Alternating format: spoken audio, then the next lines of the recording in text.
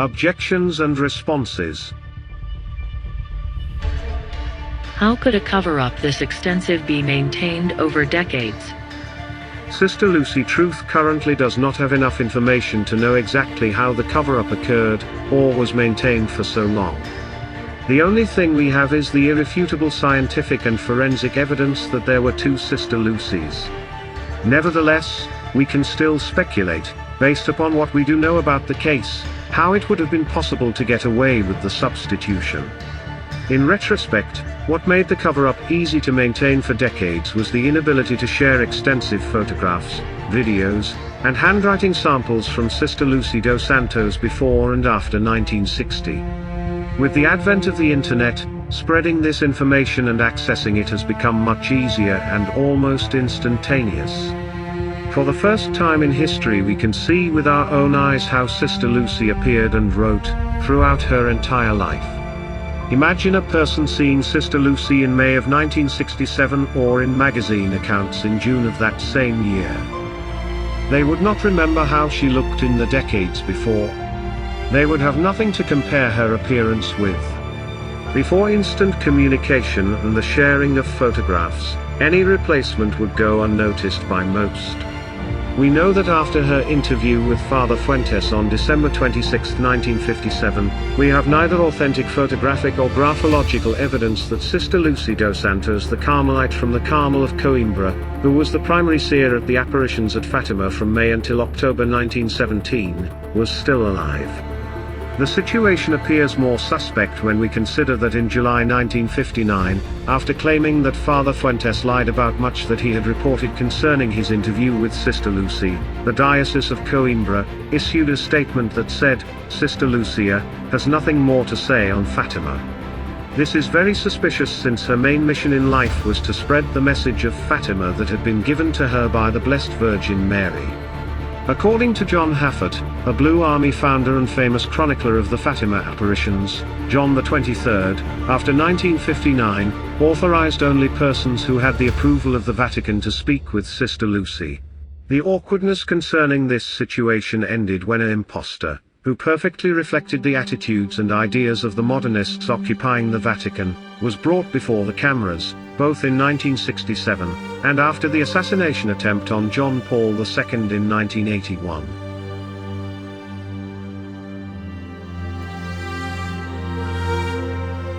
The woman who appeared as Sister Lucy continued to do so until her death in 2005. This astounding cover-up is now beginning to unravel. With the use of modern technology and contemporary modes of medical and forensic analysis, more and more people are able to educate themselves concerning this gravely disturbing situation. Fatima suddenly takes on a whole new light.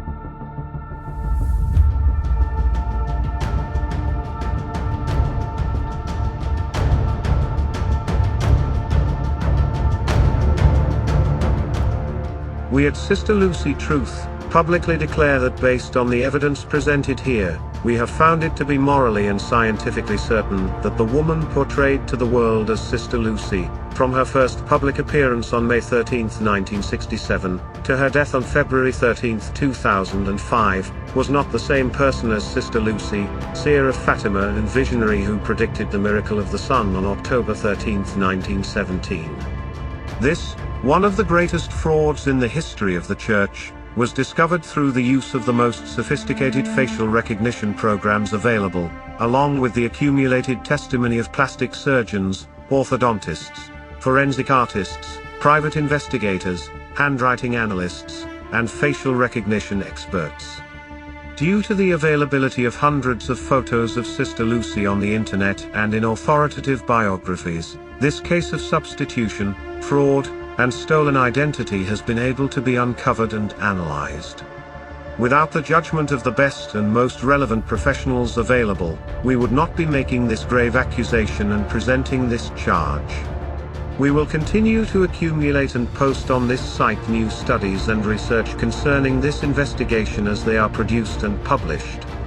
All of the names of the relevant experts shall be published along with their professional findings. The truth of the disappearance of the true Sister Lucy and the identity of the impostor who took her place shall be placed before an internationally based private investigator who will investigate and solve the case. The fraud has been identified and named. We charge the highest officials in the Vatican with conspiracy to perpetuate and conceal the substitution of Sister Lucy dos Santos of Fatima with an as yet unknown impostor. See our investigation at sisterlucytruth.org.